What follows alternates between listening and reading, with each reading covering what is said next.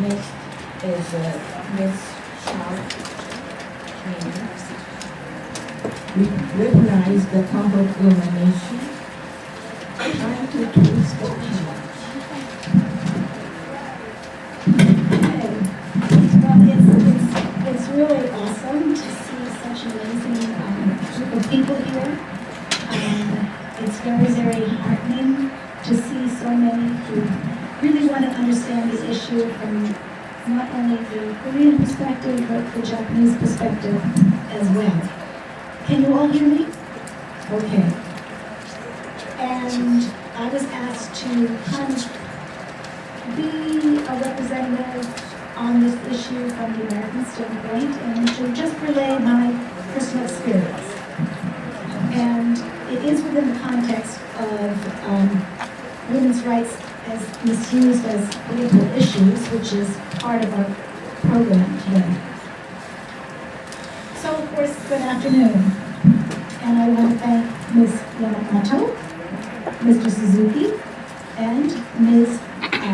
Oyasu for the opportunity to be part of this panel this morning, or this evening, this afternoon, to address women's rights as misused as political issues, and in particular within the context of comfort women issues from misunderstanding to solution.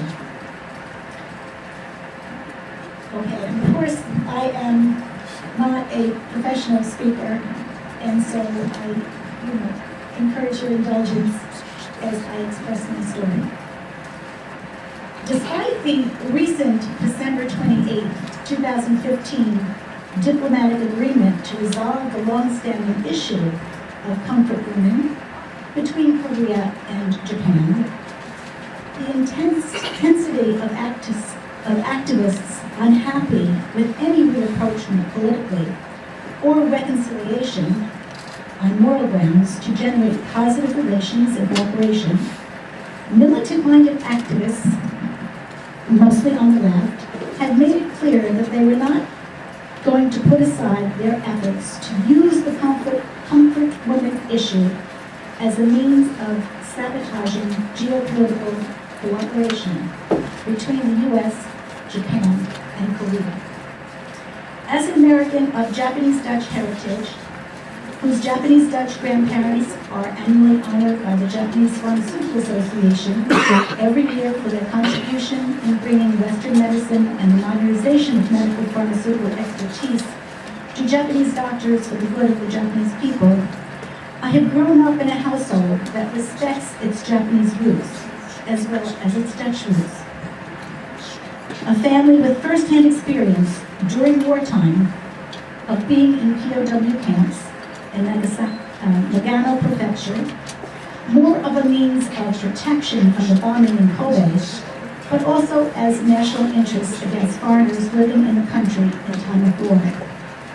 With that background, it was with intense interest that I attended a grassroots meeting of newly formed Stand Up Japan New York, founded by my dear friend Norimasa Suzuki, in conjunction with Yumiko Yamamoto, and their joint Texas Night on March 4, 2015, designed to promote dialogue and understanding on this important issue. To my surprise, what was intended to be an evening of dialogue and discussion on the topic of comfort women issues in conjunction with the UN Commission on the Status of Women being held during the same week, the event was being threatened, and in its reserved venue, the Japan-American Association, was being threatened as well for agreeing to allow this event to take place. The protesters threatened to block the streets on West 47th Street in order to prevent the meeting from taking place.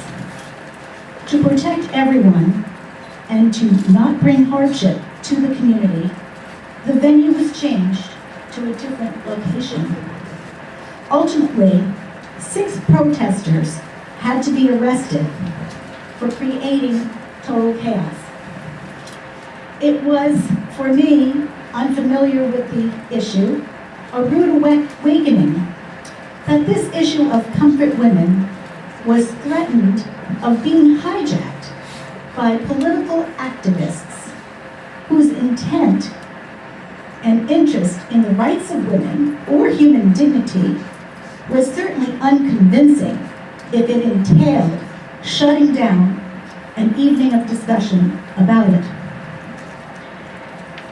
Ultimately, it was learned that these local protesters were from a Brooklyn-based activist group, Sloths Against Nuclear States, and purported to be against capitalism, imperialism, and nuclear regimes.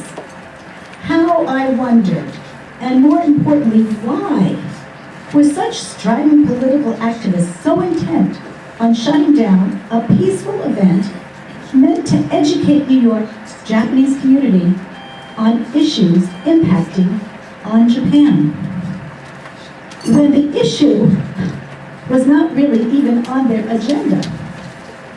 How had a thoughtful dialogue on coming to terms with history become an opportunity to shut down individual rights and free speech?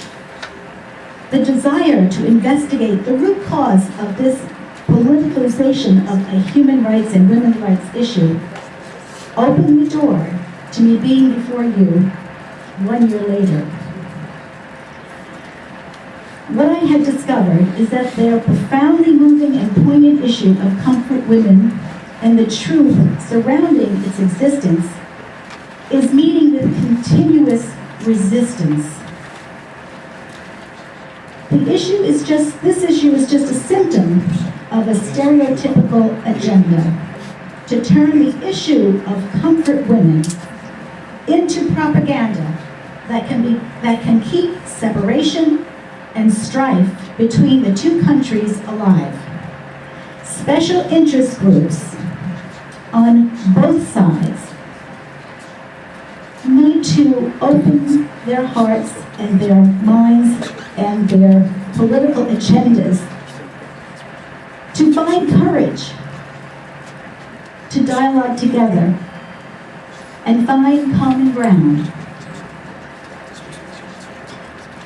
Otherwise, this type of one-sided propaganda serves to only generate a timeless indictment against Japan and offers a tribute to an unexamined truth, not fully understood by Americans, as well as well-intentioned global citizens. One that is far removed from the rights of women or human dignity for all. Thus, it was with deep respect that I raise your awareness to raise a hope that perhaps the page can finally be turned to move away from this weaponizing of the comfort women issue for political self-interest and by sincere and courageous Koreans themselves who are risking stepping forward to bring forth a more fair and balanced understanding of the comfort women's history in order to forge a new direction that transcends polarization and hate and move toward compassion and forgiveness and understanding. My research into this emotionally filled issue led me to the work of Professor Park Yoo-ha of Sejong University in South Korea. Unfortunately, Professor Yoo-ha was recently indicted in November of 2015 by the South Korean government for statements in her recently published book, Comfort Women of the Empire. The book has subsequently been banned in South Korea, and she is facing a multitude of civil suits and criminal charges. Although not translated yet into English, a volunteer website provides English translation summaries from the works of international women scholars to provide us a glimpse of others, as well as to Ms. Yoo-ha's controversial yet sound, meticulously researched and objectively researched book that defies the Korean national narrative of its comfort women, one that purports a uniform indictment of the Japanese military and their sex slavery issue. Last December, and going into the new year, upwards of 190 scholars and journalists from Japan, the United States, and Canada have publicly issued statements criticizing South Korean prosecutors for suppressing the freedom of scholarship and free press. Surprisingly, one was even issued by the former Chief Cabinet Secretary in Japan, Yohei Kono, who issued the landmark apology in 1993, admitting coercion in the recruitment of comfort women. In her book, Comfort Women of the Empire, she documents a very, very moving story, an undeniable truth that is sadly voiced by a frail and dying woman, Miss Bae Chun-hee, a comfort woman survivor, living in the famed House of Sharing, who strove to catch Miss Yoha's attention so that she could share with her her dying wish to be heard as she spoke from her heart despite her fear of reprisal. Yoha's accounting of her story, where she sought to exonerate Japanese military while indicting often cruel Japanese-speaking Korean recruiters as their primary villains. She asked Professor Yoha to accept her forgiveness to everyone involved in the comfort woman issue, so she could die with dignity and at peace. We owe Miss Yoha our admiration for not only capturing Ms. Hee's words of forgiveness on a recording, but also for having the courage to publish it. At this forum designed to bring relevance to the issue of the rights of women under armed conflict, I offer a tribute to the courage of both Professor Yoha of Korea and the private, soulful words of Ms. Bae Chun-hee, who can teach us all what it means to stand tall for human dignity, which is perhaps our only hope in finding a path to unity. Thank you very much.